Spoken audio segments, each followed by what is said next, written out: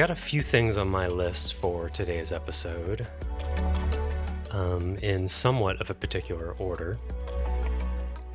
Thanks for tuning in. First, some sort of housekeeping-ish, knock things off a list sort of thing.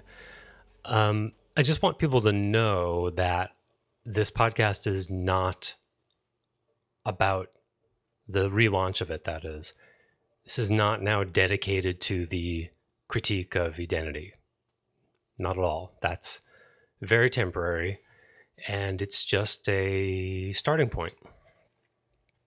I may have said this before, but my excuse for my poor memory is always, well, if I say it again, then it probably bears repeating. I think I did say this before, but I will not only be quote unquote cursing the darkness, but lighting a candle. And there's a lot of really cool things that I'm working on that I'm excited to talk about.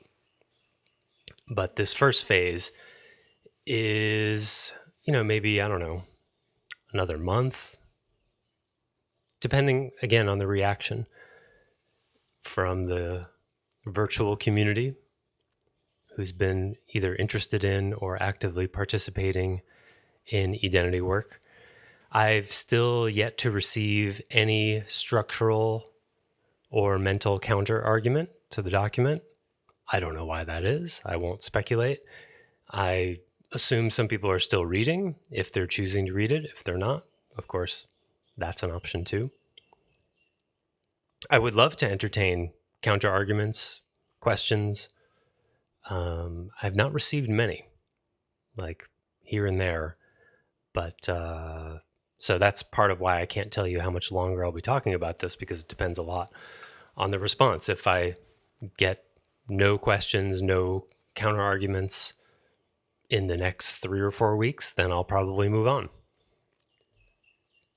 I really don't know. All of this is unfolding for me, and it's not like I'm planning it. In fact, I was just doing a workout before my day ended, and it just occurred to me, now is the time to do the podcast. And I cut the workout short. And it was like, okay, that's how my creativity is wired up to, not only intuition, but it's the domain of will. It's partially my will and partially not. I don't get to choose my creativity anymore so much, maybe, I don't know, 20% of the time. And so here I am. So when I tell you what will happen on this podcast over the next month or two, that is that's a forecast, like a weather forecast. How about that? It's about as reliable as a weather forecast. Here's what I think will happen, and anything could happen. That's what weather people should say. Here's what we think is going to happen, and anything could happen. They sound so sure, right? Like, here's the forecast. What's going to happen? Yeah. So that's one thing. There's an apology I've had on my mind since the very first podcast, and I keep forgetting to do it. And it's a small thing, but it's not a small thing. And the apology is about a sort of technique, if you will, or a pattern that happened that Stace and I both did.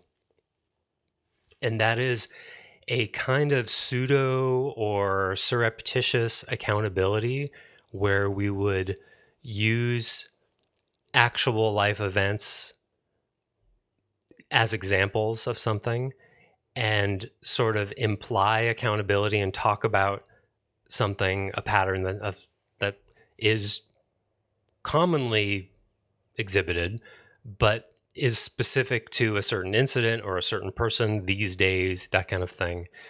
And leaving it anonymous, of course, but talking about it in such a way that the person, if the person were listening, they would easily know that they were talking about, but we were talking about them. Now, this is not always the case. I've had people say, hey, when you guys were talking about X, Y, and Z, did you mean me? And I was like, actually, no. I was talking about referring to vaguely someone else who does the same thing. So, but that kind of confusion and that questioning, therein lies one of the problems. And so people would question that way back when. And I think we addressed it on a podcast once, and Stace and I agreed on, well, if the shoe fits, ... right? We're talking about it generically. We're not talking about anyone in particular. If it applies to you, then the shoe fits and that discomfort is yours. I don't agree with that anymore. And I'll tell you why. I think it's an abuse of authority. It's an abuse of, at least a misuse of authority. On the light side. On the heavy side, I think it's an abuse of authority. And I don't think it's okay, even though it's certainly tempting. In my position, it's in anyone's position, anyone who's in any kind of authority or teacher position, it's very useful. And that's part of the seduction, right? It's like, I get to call this person out because it's been on my mind and genericize it into an example. If it's on my mind, it's a good example because it's right there. So it's very convenient for me. But the impact that it has or can have on the other is, for one, they're called out in a way that is dubious. They don't know whether it's actually about them or not. So there's reasonable confusion there. They're not in a position to respond to it, right? It's as EBE would say, non-relational that way. It's non-relational accountability because the person can't speak back to it. It's using the position of authority, the platform of the podcast, to sort of speak from a pedestal, speak from a higher up place, from a stage, if you will, which has a kind of structural authority to it. It's like one person having a megaphone and the other not. That's just not fair. And I think on the authority side, and I'm referring to myself here, in some cases, it's cowardice. Because if you really have something to say to the person, then say it to the person. And if it wouldn't be appropriate, I'll use myself as an example, if it wouldn't be appropriate for whatever reason for me to actually say it to that person, then saying it anonymously, generically on the podcast is a way of working around that. And I don't mean working around in a good way.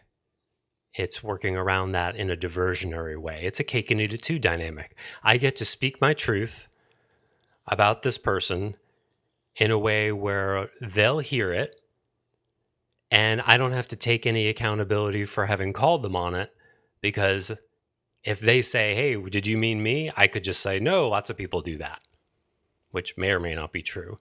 The whole thing is not so clean. And it's, I think the best way of talking about it is it's a boundary violation. And that's one of the things that was seriously missing in identity, and perhaps still is. Because as I've said before, there's no such thing as yang boundaries in identity. Because if yin is essence, and I've had conversations with both of the founders about this very issue, where a lot of this came to a head.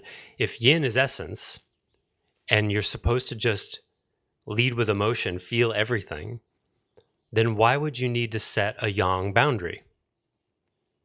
Now, that is a decent argument, which only survives inside a yin as essence frame. I think I talked about this before, but here's my excuse for my memory, bears repeating. If we are yin as essence, emotion as structural essence, then yang is derivative, and the way identity frames it is that only a protector would need to set a yang boundary, because a yang boundary is a proactive prevention from having to feel something. And the idea is, if you just let yourself feel everything, then it will just sort of go all the way through you. You won't resist feeling whatever emotion it is. It may hurt, but it'll just move through. And that's how we're designed, to just feel everything and to have no yang boundaries, because yang is derivative of yin. And I tried to live this for many years. And so if yin is essence, then that makes perfect sense. If yin is not essence, however, then that orientation privileges authority. Do you see how? Because that means you can never set a yang boundary with an authority who may be mistreating you in the way, like I just talked about, that calling people out semi-anonymously.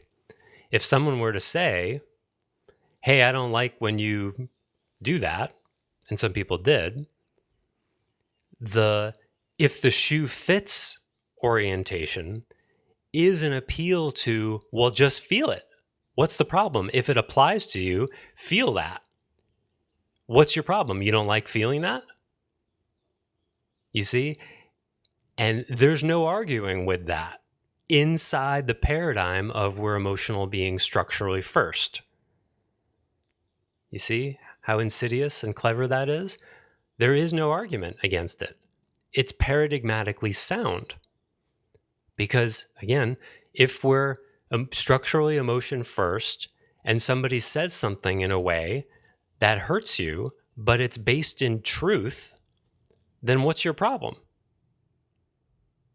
Well, the problems with it, I already said.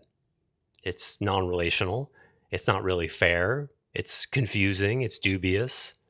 It's a misuse of authority. That's what's wrong with it. But those are all yang elements. You see, those are all sort of calls for setting a boundary. Hey, if you have something to say to me, say it to me. But don't broadcast it in this dubiously anonymous way and leave me guessing whether you're talking to me or not. That's sloppy relating.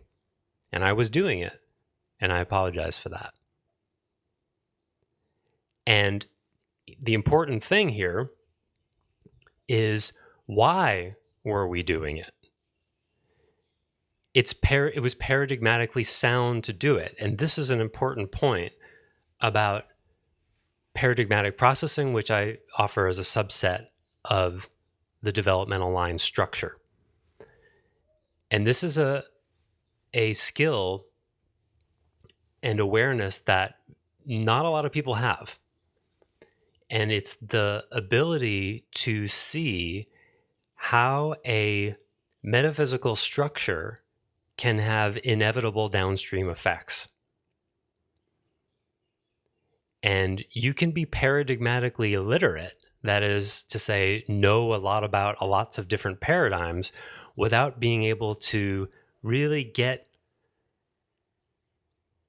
intricately and intimately how paradigmatic assumptions create downstream results.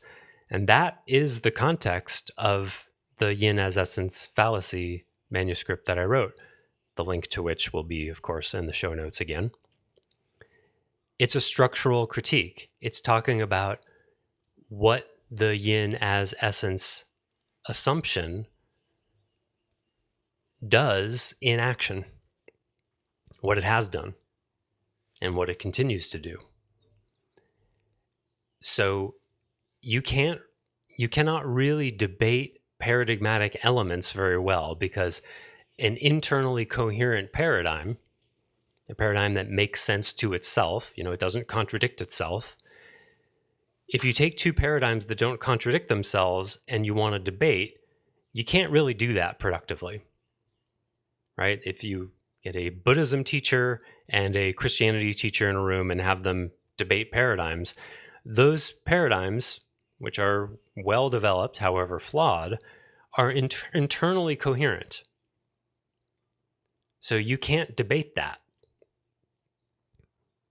And this is something I learned from the founder of Identity. What you can do, however, is look at the results. Look at the results, the negative results especially, and tie them back to the structural metaphysical assumptions. In other words, what do the fundamental assumptions do? And that's what the structural critique does. And that is the segue for what I want to talk about today. I'm just looking at my list here, make sure I didn't forget anything. Yeah. So what I want to do today is I want to read chapter 9, at least some of it, which is the chapter on Yin-in-Service, for a couple of different reasons. One is I'm going to re-release, I know I said this before, I remember. I'm going to re-release the 6 Yin-in-Service episodes that I pulled down. And I already uninvisibilized. That's a cool word. I already let's go with uninvisibilized. I already did that in YouTube. So they're just there in the same sequence as they were before. But I can't do that in the RSS feed that goes to all the podcast platforms. It doesn't work the same way. So I wanted to just, have them resequenced back to where they were. But, I think so I have to re-release them and they're going to go out. I don't really know. I don't know if they'll get pulled back into the regular order. I think they're going to end up with new dates on them. So they'll have the old episode number and the new dates, I think. It'll be a little confusing, but I think it's worth it. Because this is very central to all of what happened. And it's central to the effects of the yin as essence fallacy. The Yin-in-Service symptoms were just that. They were symptoms of privileging yin over yang. And I didn't see that at first. So yeah, I'm going to read this. This is chapter 9. And I'm going to go off script occasionally to add some color to it. So we'll see. Okay, when I first articulated the Yin-in-Service issue in the spring of 2025, I thought I pointed to an entropic drift away from identity's metaphysics. I was wrong. My working assumption was that the paradigm itself was sound, but that participants and facilitators unconsciously diluted or misapplied it over time. Yin-in-Service came to me in that framing as a corruption of an otherwise coherent model, a gradual softening of rigor, an over-identification with care, and a loss of spine that needed to be corrected through recommitment and clearer embodiment, which are yang things. I was still inside the flawed metaphysics, and so unduly held the people inside them responsible, and this was part of what triggered some. This kind of mistake is usually a paradigmatic inevitability, the same way the Catholic Church can't look at how their systematic sexual repression causes criminal behavior in priests. I'm very sorry for that mistake, as I was stuck in the same distortion that this document is designed to help others depart. The false notion that we are structurally emotional beings first. But I am stuck no longer. It wasn't my fault, as I was unconsciously fighting for my own self-authority, advocating for people I love who I'd seen hurt by this, and for a paradigm I love that needed revision. What has become unmistakable is that the Yin-in-Service treatise didn't go too far, which was how it was received by many. It didn't go far enough. What I actually perceived was not primarily drift, but consequence. Yin-in-Service is not an accidental deviation from the paradigm. It is the predictable end state of a hidden distortion embedded within it. The behaviors, attitudes, and relational patterns associated with the Yin-in-Service are not failures of character, maturity, or goodwill. They are the inevitable symptoms that arise when a developmental system attempts to organize human life from structural emotion-first premises. This distinction matters. If Yin-in-Service were merely entropy, then the solution would be recommitment, discipline, or better leadership. If it were simply misuse, responsibility would rest largely with the individuals, which is what I thought. But when a paradigm places emotional primacy at the level of ontology, that's the level of being, rather than the function, it undermines the very capacities required to metabolize emotion responsibly. Let me say that last part again. When a paradigm places emotional, because this is a paradox, when a paradigm places emotional primacy structurally, ontologically, rather than function, it undermines the very capacities required to metabolize emotion responsibly. In other words, it creates the problem it's trying to solve. I'm off the paper here. When you make emotion that important, it owns you. It has no container. It is water without a glass. I'll go back here. The resulting collapse into caretaking, indirectness, illogic, weak boundaries, irresponsibility, harmony seeking over truth, authority confusion, etc., is not a personal error at root. It is a structural one. It is a structural inevitability. Participants may have begun with predispositions, which I correctly identified as yin markers, which EBE should have redirected and healed, but it rewarded it instead. They enacted what the paradigm implicitly trained. When emotion is treated as the primary access point to truth, legitimacy, and ethics, and when will and discernment are positioned as downstream or derivative rather than coessential, the system gradually erodes its own capacity for self-regulation.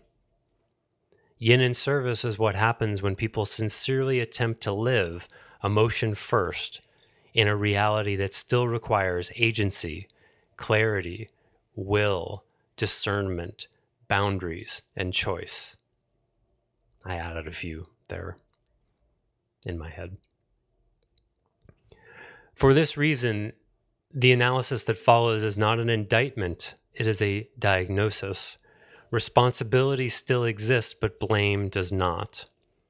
The people most affected by Yin-in-Service are often those with the greatest capacity for care, sensitivity, and relational attunement. People with the most yin and the least yang. That remains the same.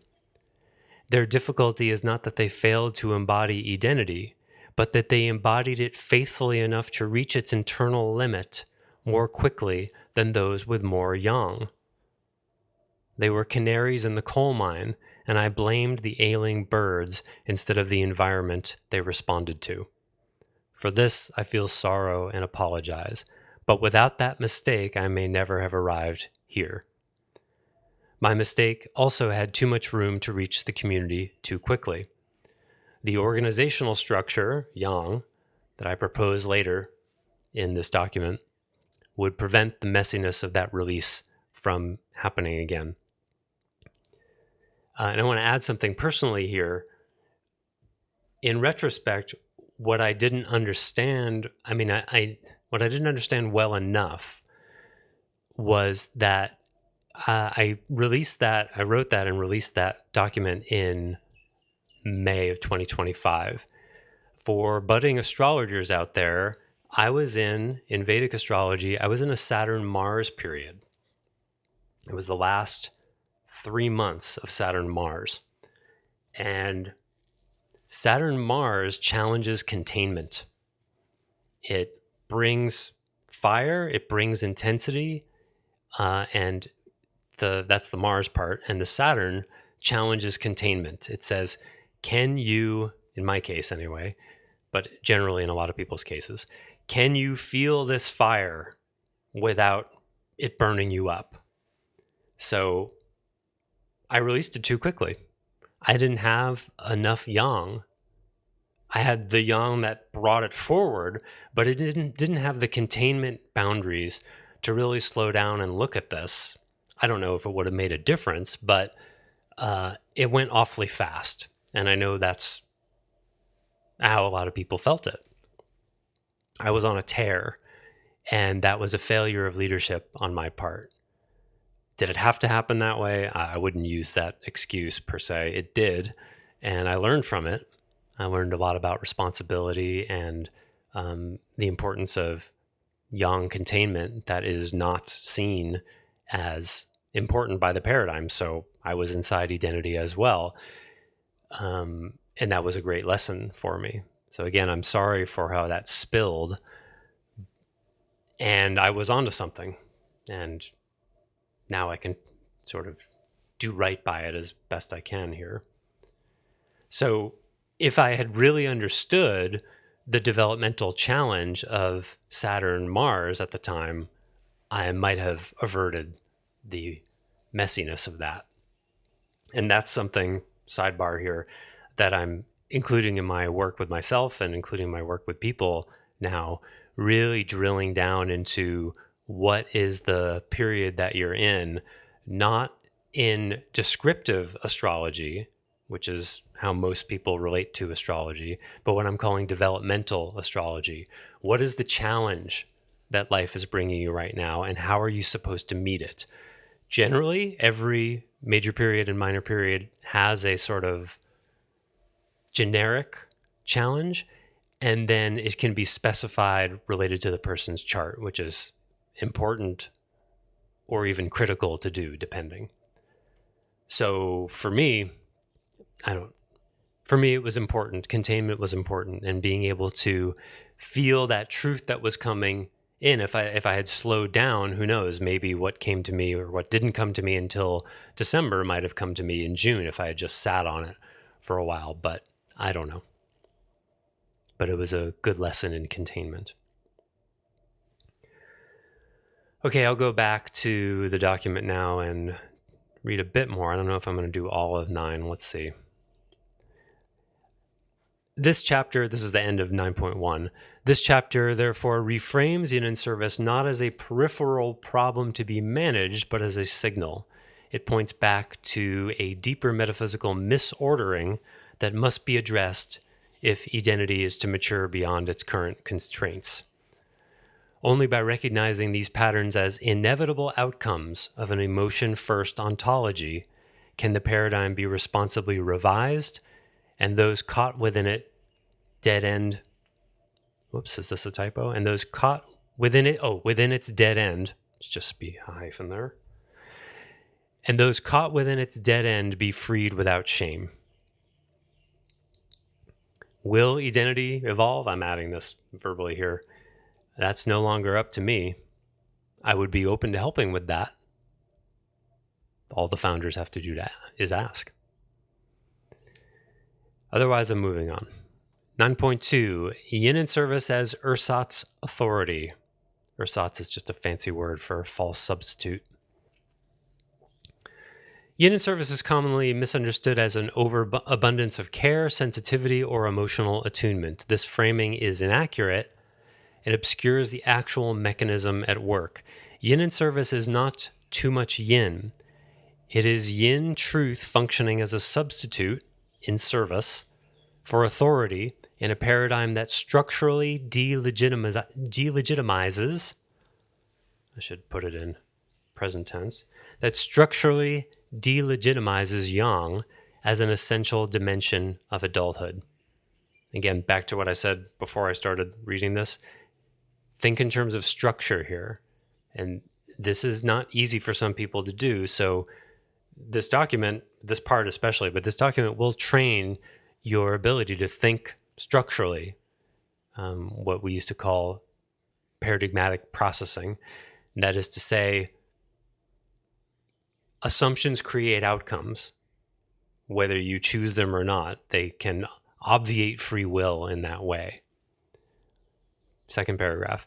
In its healthy expression, yin refers to emotional receptivity, empathic attunement, vulnerability, and the capacity to feel impact. These are not only legitimate, but indispensable human capacities. Yin-in-Service arises when these capacities are no longer held in relationship to authorship, discernment, and will, but are instead elevated as the primary or sole indicators of maturity. In this configuration, yin is no longer relational. It becomes compensatory. Structurally, Yin-in-Service emerges when the paradigm treats yang not as coessential, but as morally suspect, derivative, and or downstream, like setting yang boundaries, for example. When agency, clarity, boundary, there it is, and direction are framed as secondary to emotional alignment, yang loses ontological legitimacy, ontological, structural, essential legitimacy at the level of being. The result is not the disappearance of yang, but its displacement. Authority does not vanish, it goes underground. And sidebar here, this is really important because if the following were not true, the displacement of yang symptoms, then yin as essence would still have legitimacy. Like I said before, it's important to test. You could say, maybe there's more than two ways, but just in this moment, you can test a paradigm two primary ways. Its internal metaphysical coherence. Can it explain phenomena, present a picture for a reality that is coherent and can explain reality with no contradictions? You know, like, for example, Jesus died in advance for your sins. That just doesn't make any sense.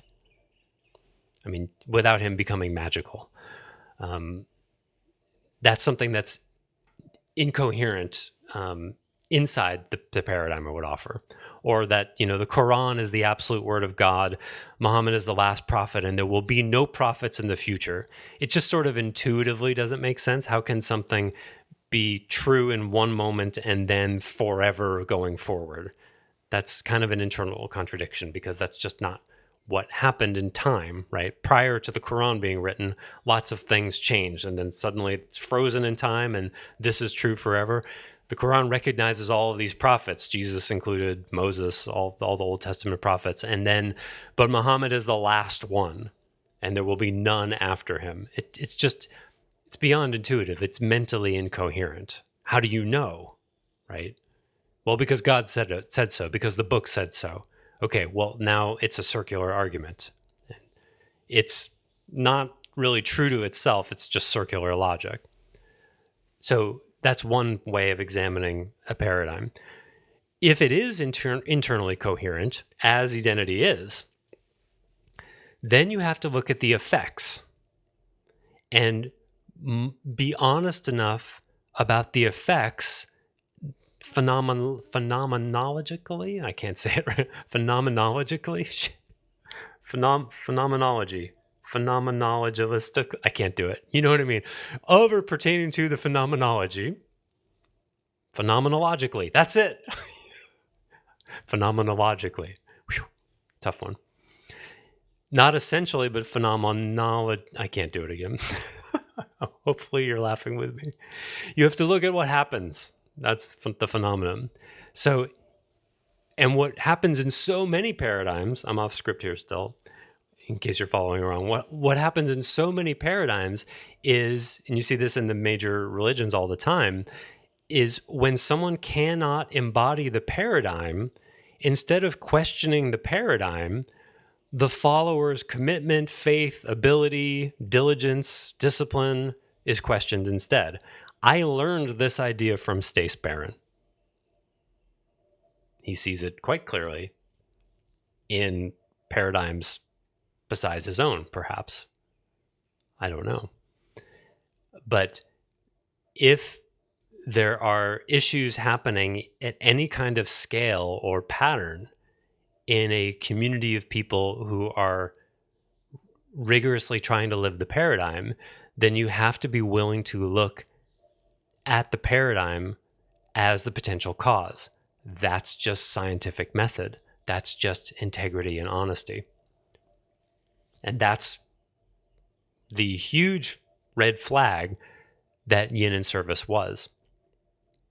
And is. So let me go back to, lest I get digressed, let me go back to, okay. Authority does not vanish, it goes underground. In this displaced form, Yang reappears covertly through indirect influence, emotional pressure, moral insinuation, and relational leverage. I would add a bunch off the top of my head, but I didn't want to relitigate all of the Yin-in-Service symptoms here. It's not the place for it. Instead of standing openly behind truth claims, limits, or judgments, individuals attempt to move others through affect, implication, or withdrawal, emotionally, relationally, or intuitively, the more yin developmental lines. This is why Yin-in-Service often presents as kindness on the surface while exerting significant control beneath it, like passive aggression, manipulation. It is important to be precise here. Yin-in-Service is not the absence of yang. It is a deficiency of yang in form and or expression. And actually, should say function. Form works okay. It is yang acting without authorship because authorship has been framed as unsafe, unspiritual, or unloving. I would also add non-relational, but unloving does that work. The distortion is therefore not emotional, but ethical. It is a collapse of responsibility disguised as caretaking. Within identity, this distortion is particularly subtle because the paradigm rightly emphasizes emotional truth and relational sensitivity. However, when emotional legitimacy is decoupled from evaluation and care is decoupled from accountability, yin ceases to function as a receptive capacity and becomes a moral shield. This is how woke consciousness came to be. Emotional states are treated as self-justifying, and the impact replaces intention as the primary ethical currency. Yin-in-Service thus represents a failure of integration, not an excess of feeling. It is what happens when the system teaches people to feel deeply without teaching them how to stand behind what they feel, differentiate signal from projection, or bear the consequences of clarity. In this sense, Yin-in-Service is not softness, it is abdication. I would also add, abdication is a headline, an umbrella, that can look like passivity, passive aggressiveness, spiritual bypassing, going with the flow type stuff. Okay, I don't think I'm going to read this whole thing. I'm just scrolling through here. Is there anything else I want to make sure I get to? I don't think so. The signal I'm getting now is that I'm done. So I'm going to go with that.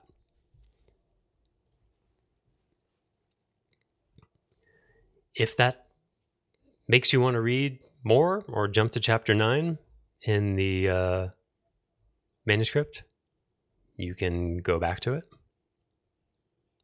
Again, it's chapter 9 about Yin-in-Service, and this is will be my sort of preamble for re-releasing the 6 podcasts on that. So, I'm doing a sort of pre-correction before re-releasing them because I think there's really good and important stuff in those, and I don't want to lose them because they're improperly contexted. So I'm going to re-release them with my apology appended in advance to say I was wrong to blame people because they were failing to embody the paradigm. Not so. These were people who were already yin loaded in essentially good ways, who were encouraged to go even more into yin. And before I sign off here, I want to add, this is a really good example of the genius of Vedic astrology, a good example of how it can be applied. I think, as I've said before, but bears repeating, there are certain periods that favor emotional work, and there are certain periods that definitely do not.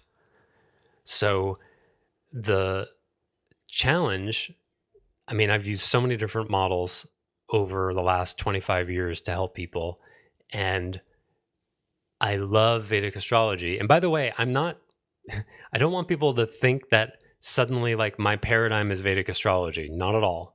I'm learning it and reinventing it and creating something new, using it as a timing device and also to replace epistemic authority.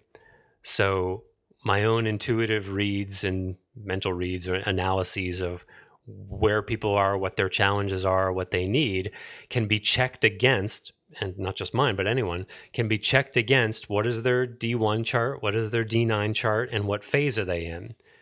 And it's an amazing tire kicking thing that gives me some objective confidence so that I know I'm not steering someone in a way that doesn't serve them. More than that, it helps hone in exactly what do they need. Exactly. It's so precise. And most importantly, it gives the recipient, the client or student or whatever, they get to hold that themselves. So they get to own their chart. You don't have to learn a lot of astrology to be able to do that. I can say, here's what it looks like, and here's your chart, and here's the phase you're in. It indicates, and I agree, that this is what your life lesson is right now.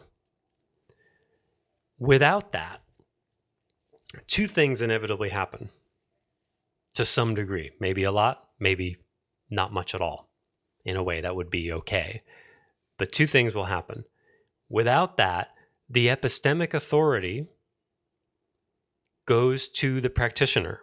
I know this about you, and I'm holding this for you. You don't know what your life lessons are. I do. You need me in that way. You can get by on that, but it has a developmental ceiling because it keeps the authority too much on the practitioner. It changes the dynamic. It creates a dynamic that for people in authority roles like teachers and therapists, etc., it's a familiar place. And I'm adjusting to have less steep authority with people. And it's a little weird sometimes because it's new for me, because I'm letting the chart be the authority, which is to say them, their journey. We're learning about what their journey is together. I don't collapse my authority entirely because I know about this stuff and I've been helping people for 25 years in different ways. So, and I'm also, just by virtue of being not them, I have a certain kind of authority because I can see things from a distance, as anybody can. But the authority level is not as steep.